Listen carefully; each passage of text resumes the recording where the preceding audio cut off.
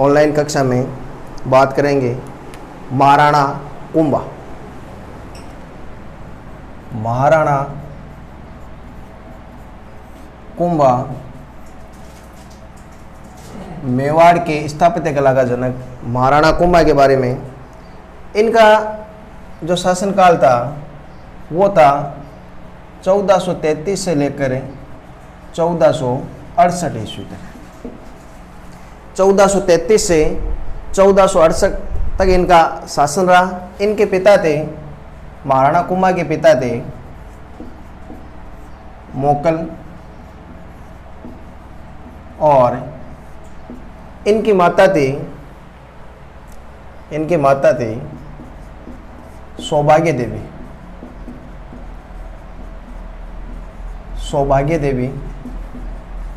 सौभाग्य देवी से उत्पन्न पुत्र महाराणा कुंभा 1433 के अंदर मोकल की हत्या कर दी जाती है। 1433 में मोकल की हत्या कर दी जाती है चाचा व मेरा द्वारा मोकल की हत्या कर दी जाती है। चाचा व मेरा कौन थे? ये चाचा मेरा क्षेत्र सिंह जो था, क्षेत्र सिंह की उपपत्नी की संतान थे चाचा वह मेरा। तो इनकी हत्या कर दी जाती है, किसकी? मोकल की। महाराणा कुंभा के पिता की हत्या 1433 के अंदर। और अल्प वयस्क उस समय उम्र में छोटे थे कुंभा, और ये मेवाड़ के शासक बने। लेकिन शासक बनते ही कई गंभीर समस्याओं का इनको सामना करना पड़ा। दो प्रकार की समस्याएं इनके सामने थी। पहली आंतरिक और बाह्य। आंतरिक समस्या की बात करें तो पहली समस्या ये थी चाचा व मेरा, अपने पिता की मौत का बदला लेना चाचा व मेरा से। और दूसरी जो आंतरिक समस्या की बात करें हम, तो वो थी रणमल राठौड़।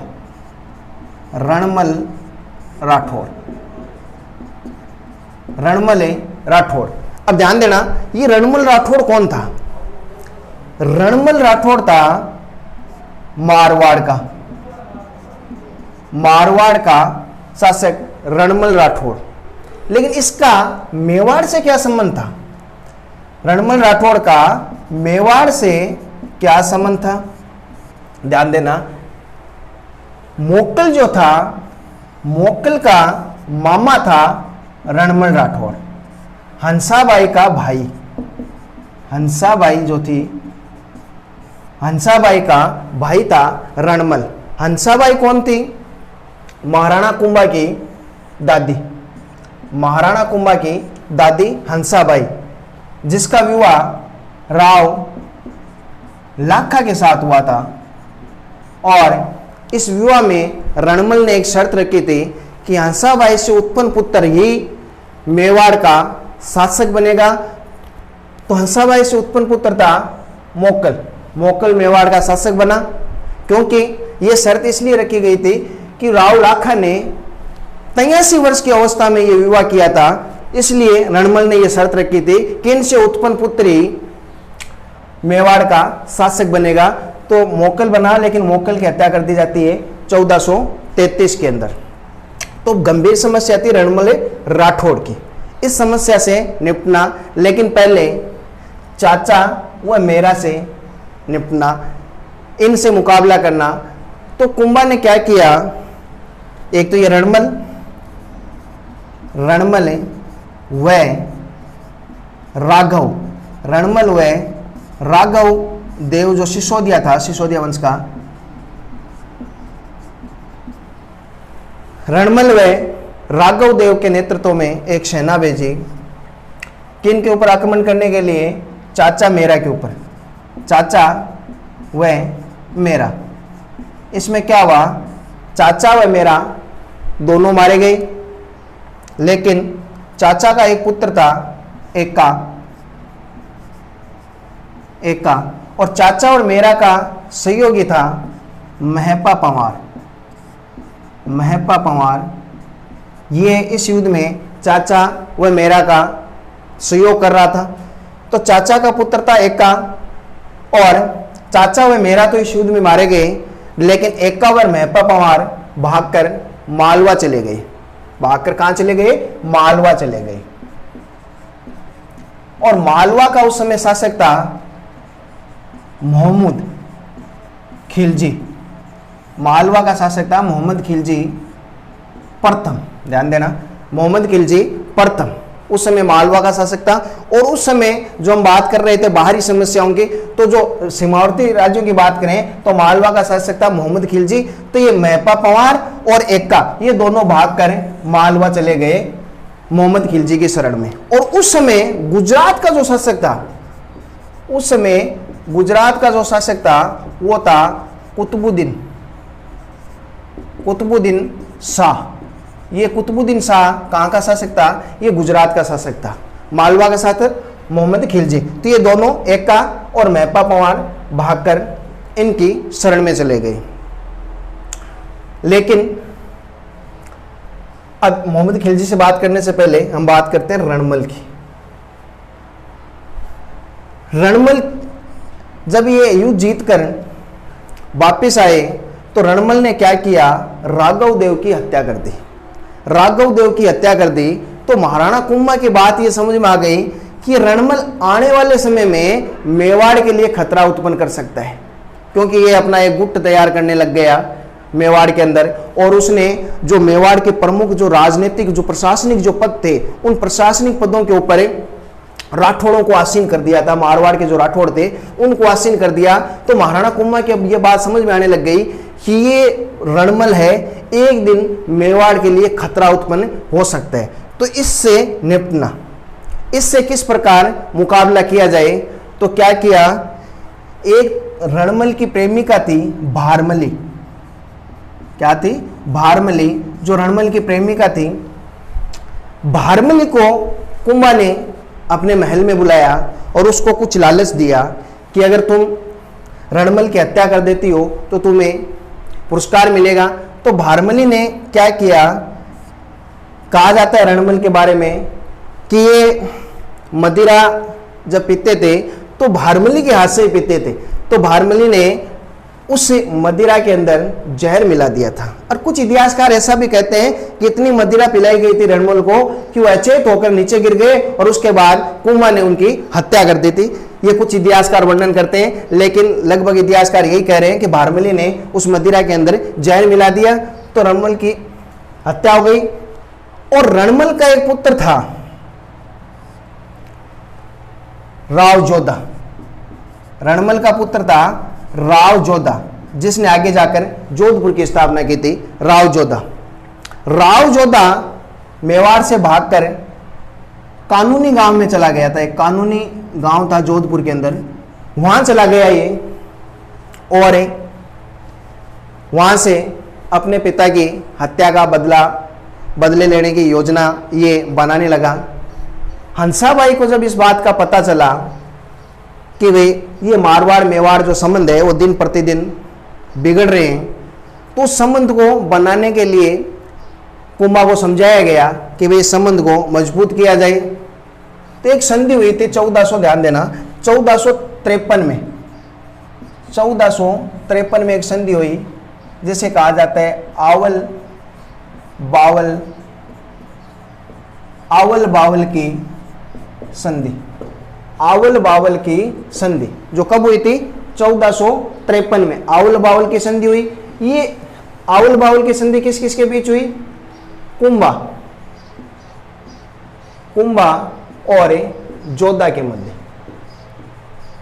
कुंभा और जोधा के मध्य संधि हुई आवल बावल की संधि। ये कई बार परीक्षा में ये पूछा गया आवल बावल की संधि कब हुई थी? 1453 में हुई थी, कुंभा और जोधा के मध्य। इसमें क्या हुआ? कुंभा का जो पुत्र था वो था रायमल। कुंभा का पुत्र था रायमल। जोधा की एक पुत्री थी श्रृंगार देवी। इन दोनों का, रायमल और श्रृंगार देवी का विवाह कर दिया गया। और इस विवाह से जो मनमुटाव हुआ था मेवाड़ और मारवाड़ के मध्य, ये खत्म हो गया। तो इस प्रकार कुंभा ने जो आंतरिक जो समस्या थी, चाचा व मेरा और रणमल की इस समस्या से निजात पा लिया। लेकिन एक समस्या अभी भी थी, वो क्या थी? एक का वह महपा पवार, एक का वह महपा जो पवार था, ये भागकर कहां चले गए थे? ये भागकर मालवा आ गए थे। मालवा किसके पास? मोहम्मद खिलजी के पास आ गए। अब महाराणा कुंभा ने मोहम्मद खिलजी के पास संदेश भेजा कि भाई इन दोनों विद्रोहियों को मेरे हवाले कर दिया जाए। लेकिन मोहम्मद खिलजी ने साफ इनकार कर दिया कि इन दोनों को सौंपने से मना कर दिया। तो क्या होता है आगे देखिए, एक युद्ध हुआ, सारंगपुर का युद्ध। ध्यान देना, सारंगपुर का युद्ध हुआ था 1437 के अंदर। और ये सारंगपुर का जो मैदान है वो है गुजरात के अंदर। ये भी याद रखना, क्योंकि कई बार परीक्षा के अंदर ये प्रश्न पूछा गया है, सारंगपुर का मैदान कहां है, किस राज्य के अंदर है? तो सारंगपुर का मैदान है गुजरात के अंदर। तो 1437 के अंदर महाराणा कुंभा, किस किस के मध्य युद्ध हुआ? ये कुंभा और मोहम्मद खिलजी प्रथम। तो ये सारंगपुर का युद्ध हुआ महाराणा कुंभा और मोहम्मद खिलजी प्रथम के मध्य। इस युद्ध में मोहम्मद खिलजी बुरी तरीके से पराजित हो गया और घायल हुआ। और घायल अवस्था में कुंभा ने मोहम्मद खिलजी को बंदी बना लिया और बंदी बनाकर इसको कहां लेकर आया? इसको मेवाड़ लेकर आ गया। मोहम्मद खिलजी को कहां लेकर आ गया? मेवाड़ लेकर आ गया। और इसको इतिहासकार कहते हैं 5 या 6 महीने तक मोहम्मद खिलजी को मेवाड़ में बंदी रखा। लेकिन बाद में बिना किसी शर्त मोहम्मद खिलजी को मुक्त कर दिया। तो इतिहासकार इस बात की भी महाराणा कुंभा की प्रशंसा करते हैं कि महाराणा कुंभा ने उदारता दिखाई थी। लेकिन राजनीतिक दृष्टि से यह कदम महाराणा कुंभा का गलत था, क्योंकि मोहम्मद खिलजी ने आगे जाकर मेवाड़ के लिए खतरा उत्पन्न किया। तो मोहम्मद खिलजी को जब मुक्त कर दिया तो मोहम्मद खिलजी इस राज्य का बदला लेना चाहता था, जो उसने गुजरात के साथ संबंध स्थापित किए। और गुजरात का शासक कौन था उस समय? कुतुबुद्दीन शाह उस समय गुजरात का शासक था। लेकिन इस विजय के उपलक्ष्य में महाराणा कुंभा के बारे में ऐसा कहा जाता है कि जितनी भी ये विजय अर्जित करता था, कुछ स्थापत्य कला में योगदान देता था, कुछ इमारतें बनाता था, दुर्ग बनाता था। स्थापत्य कला का जनक कहा जाता है महाराणा कुंभा को। तो इस सारंगपुर विजय के उपलक्ष्य में इन्होंने चित्तौड़ के अंदर विजय स्तंभ का निर्माण करवाया। 1440 ईस्वी के अंदर विजय स्तंभ का निर्माण करवाया गया। विजय स्तंभ का निर्माण करवाया 1440 में किसने? कुंभा ने। अब ये प्रश्न कई बार पूछा गया है, विजय स्तंभ का निर्माण किस विजय के उपलक्ष्य में करवाया गया? तो सारंगपुर विजय के उपलक्ष्य में विजय स्तंभ का निर्माण कराया गया। विजय स्तंभ जो 9 मंजिला है, विजय स्तंभ में बनाकर दिखाता हूं आपको, जो 9 मंजिला है, 8 7 6 5 4 3 2 1,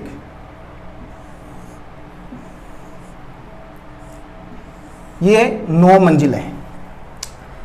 इसके अंदर है, इसकी जो ऊंचाई है वो है 122 फीट। 122 फीट ऊंचा है ये विजय स्तंभ, और 30 फीट ये चौड़ा है। 30 फीट ये चौड़ा है और इसकी ऊंचाई है 122 फीट।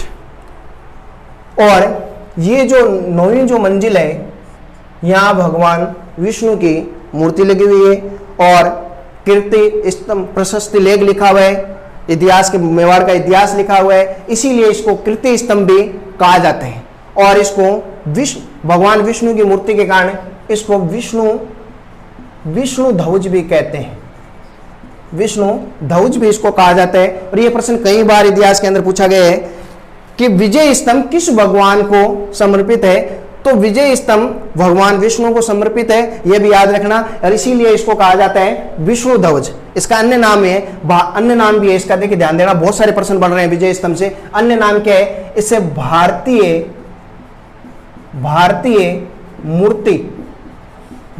मूर्ति कला का विश्व कोश भी कहा जाता है।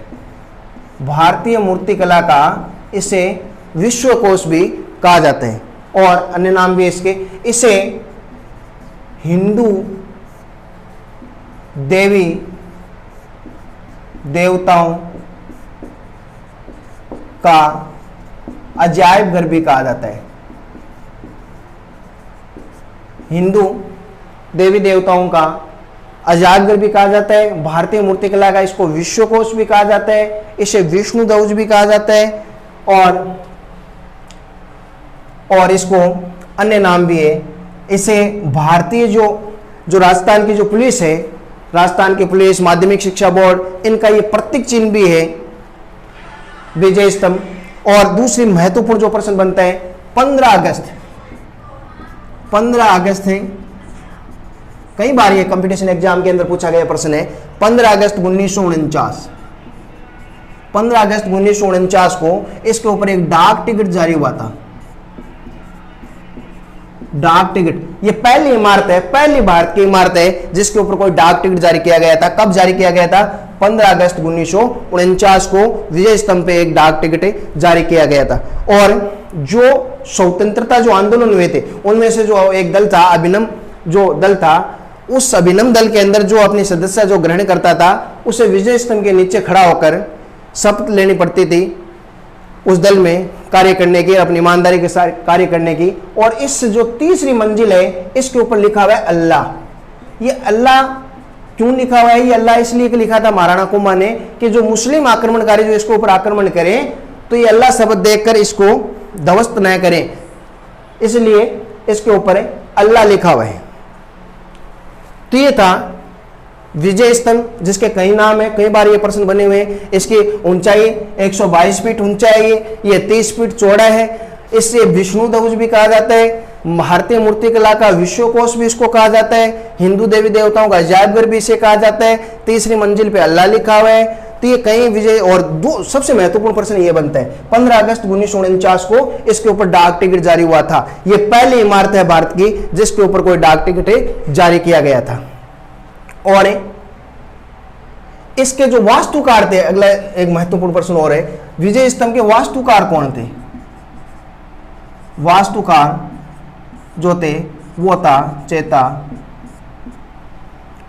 पुमा और नापा।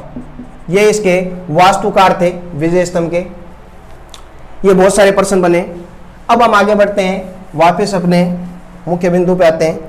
सारंगपुर विजय के जीतने के बाद विजय स्तंभ का निर्माण करवाया गया, लेकिन क्या हुआ? मोहम्मद खिलजी, जो मोहम्मद खिलजी था, मोहम्मद खिलजी युद्ध हारने के बाद गुजरात के साथ समझौता करने पहुंचा, और उस समय गुजरात का शासक था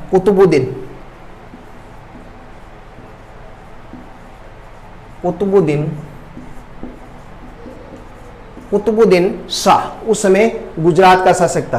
तो दोनों के मध्य समझौता होता है और एक संधि होती है 1456 में। 1456 में दोनों के मध्य संधि होती है, जिसे कहा जाता है चंपानेर की संधि। चंपानेर की संधि, ये कई बार प्रश्न पूछा गया है। चंपानेर की संधि कब और किन किन के मध्य हुई? तो चंपानेर की जो संधि थी वो हुई थी गुजरात और मालवा के मध्य। दोनों शासकों के नाम भी आप याद कर सकते हो, मोहम्मद खिलजी प्रथम और गुजरात का जो शासक था कुतुबुद्दीन शाह के मध्य चंपानेर की संधि हुई थी। और दोनों ने संयुक्त सेना का गठन किया और मेवाड़ पे आक्रमण की योजना बनाई, लेकिन महाराणा कुंभा ने इस योजना को ध्वस्त कर दिया, क्योंकि गुजरात के शासक को धन का लालच देकर वापस भेज दिया। तो मोहम्मद खिलजी इसकी ये पराजय थी, और इसे इतिहास में कहा जाता है मालवा की द्वितीय विजय। ये मालवा की द्वितीय विजय थी। मालवा के ऊपर द्वितीय विजय अर्जित की थी किसने? कुंभा ने। अब जैसे विजय अर्जित करता है, मैंने पहले चर्चा की थी, ये कुछ इमारत का निर्माण कराता था। तो इसने क्या किया? कोमलगढ़ दुर्ग का निर्माण करवाया।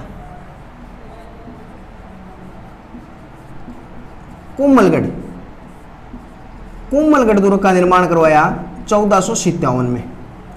कोमलगढ़ दुर्ग का निर्माण करवाया, जो कहाँ है? कोमलगढ़ है राजस्थान के राजसमंद जिले के अंदर,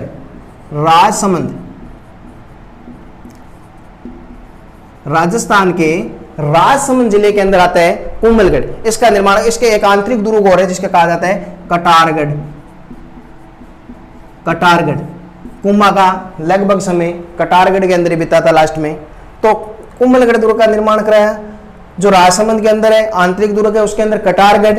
इस कटारगढ़ के बारे में अबुल फजल ने कहा था ये इतना ऊंचा बना हुआ है, अकबरनामा में उसने लिखा है अबुल फजल ने कि इतनी ऊंचाई पे बना हुआ है कि अगर इसको सिर ऊपर कर इसको देखें तो सिर की जो पगड़ी है वो नीचे गिर जाती है। ये अबुल फजल ने कटारगढ़ के बारे में टिप्पणी की थी। तो 1457 में कोमलगढ़ दुर्ग का निर्माण करवाया गया। अब ये स्थापत्य कला का जनक कहा जाता है। स्थापत्य कला के में रुचि रखता था, उसके साथ साथ संगीत में भी इसकी रुचि थी। इसकी संगीत के क्षेत्र में भी बड़ी रुचि थी। इसका संगीत का जो गुरु था, संगीत का जो गुरु था कुंभा का, वो था सारंगदेव।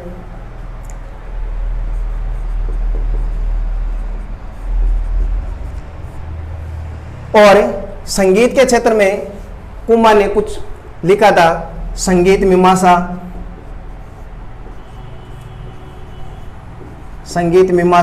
कुंभा ने लिखी थी। संगीत राज लिखा था, सूड प्रबंध लिखा था, संगीत प्रिया लिखी थी। ये इसकी प्रमुख जो ग्रंथ थे जो इसने लिखे थे। इसने अभिनव भट्टाचार्य की उपाधि भी धारण की थी। कि कौन सी? अभिनव भट्टाचार्य की उपाधि भी धारण की थी। वीणा वादने की उपाधि भी धारण की थी, वीणा बजाने में भी निपुण था। तो ये प्रमुख थे। संगीत भट्टाचार्य की उपाधि भी इसने धारण की थी। इसकी एक पुत्री थी रमाबाई, महाराणा कुंभा की पुत्री थी। कुंभा की पुत्री थी रमाबाई, जिसे वागीश्वरी भी कहा जाता है इतिहास के अंदर। वागीश्वरी किसको कहा जाता है? रमाबाई को। रमाबाई कौन थी? महाराणा कुंभा की पुत्री थी, जिसको वागीश्वरी भी कहा जाता था। तो ये मेवाड़ का इसे मैंने पहले भी कहा स्थापत्य का जनक कहा जाता था। एक भीलवाड़ा का इतिहास लेखक हुआ था जिसने एक ग्रंथ लिखा था, भीलवाड़ा का था कवि श्यामल दास। कवि श्यामल दास जो भीलवाड़ा का था, उसने एक ग्रंथ लिखा था वीर विनोद।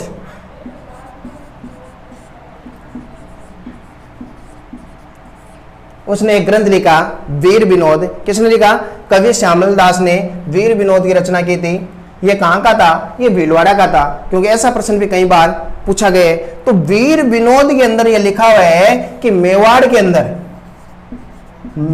अंदर कुल जो दुर्ग थे वो थे 84 में से 32 दुर्गों का निर्माण, 32 का निर्माण महाराणा कुंभा ने करवाया था। तो इसे इसीलिए स्थापत्य कला का जनक कहा जाता है महाराणा कुंभा को। विद्वान का संरक्षक भी था। इसके दरबार में कई विद्वान रहते थे। तो ये इनकी प्रमुख जो है संगीत मीमांसा, संगीत राज, सूड प्रबंध, संगीत प्रिया, इन्हें अभिनव भट्टाचार्य भी कहा जाता था। कुंभा की पुत्री जो थी वो थी रमाबाई, जिसे वागीश्वरी भी कहा जाता था। थी इसका प्रमुख था महाराणा कुंभा का इतिहास।